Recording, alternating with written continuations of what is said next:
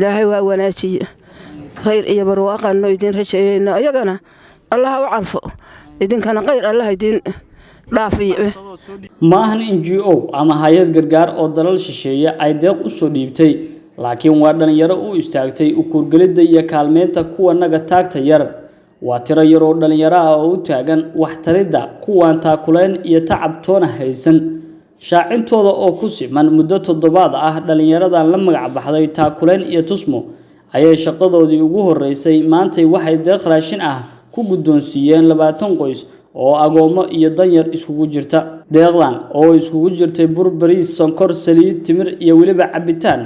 ayaa waxa la baxay dad muxsiniin ah oo dareemay baahida loo qabo caawinta kuwa naga liita hooyooyin u hamuum qabay helida deeqdan ayaa duco iyo mahadcelin dusha u saaray dadkii la soo baxay iyo waliba dhalinyaradii soo gaarsiiyay deeqdani wanaagsanta ilaahay waa wanaajiyay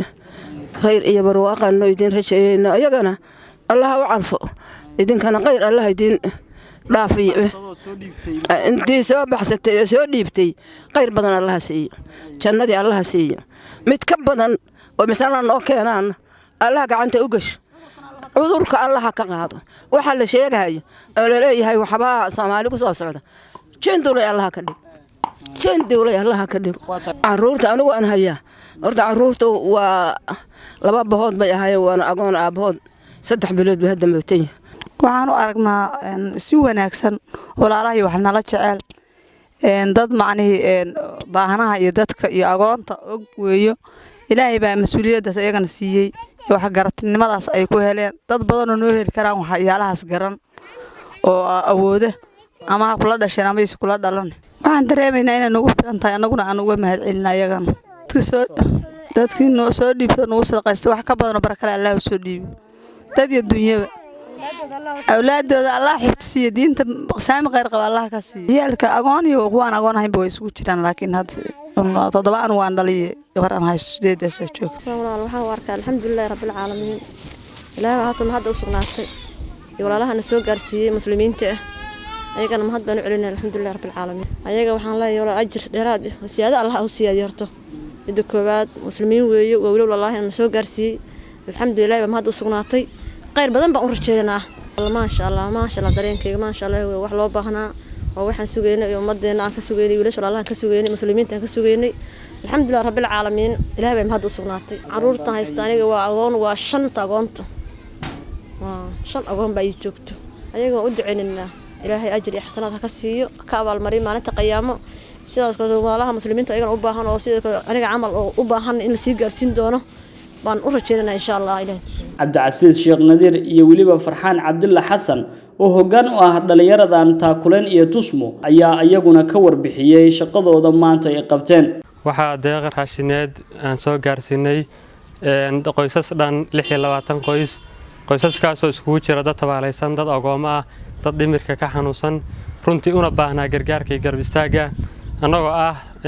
taakula tusmo organization oo ah dhalinyaro isku xilqaamay ilaahay dartiis u istaagay dadkaas inay caawiyaan waxay tari karaan ay taraan dadka walaalahooda ugu dhawaaqaan intaas u istaagtay ayaa intaana soo gaartay runtii maalin dhow ayay ahayd markaan anagu aan u istaagnay inaan shaacinayna aan u istaagnay isla markiiba waxa ka soo jawaabay dad muxsiniin ah oo ilaahay subxaanahu wa tacaala ha barakeeyo awlaadooda dadka ehelkooda ha barakeeyo ay ka danqaday dadka dhibaataysan ama maaragtay dadka dhalinyarada u istaagay ay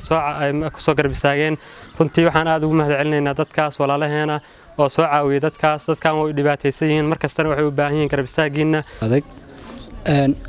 waxaan aad ugu mahadcelinayaa walaalahayga sadaqaan soo dhibtay oo dadka runtii dad masaakiin oo tabaalaysan u soo dhibtay uguna deeqay walaalahooda waxaan aad markii labaad ugu mahadcelinayaa doqoladii isku soo tababashaysay oo xoogooda iyo maalkooda iyo fikirkooda ka soo dhibatay barnaamijkan waxaan kaloo halkaan baaq uga dirayaa walaalahayga soo dhiban jiray sadaqada oo horena qacanta furnaa in maaragtay uu jiro dhalinyaradaas inuu geeyo in ma garanaysaa xoogiisa iyo maalkiisa iyo tusaalihiisa uu ku bixiyo inay jiraan dhalinyaradaas kula tusmo organization dhalinyaradaas isku taabashaystay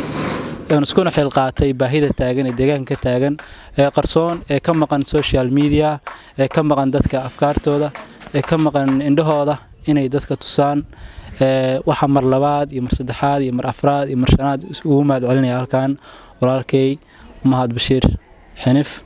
oo runtii aad barnaamijkan uga qayb qaatay markasna na garab taagan waa Mahad Bashiir Cismaan Mahad Xinif CWTV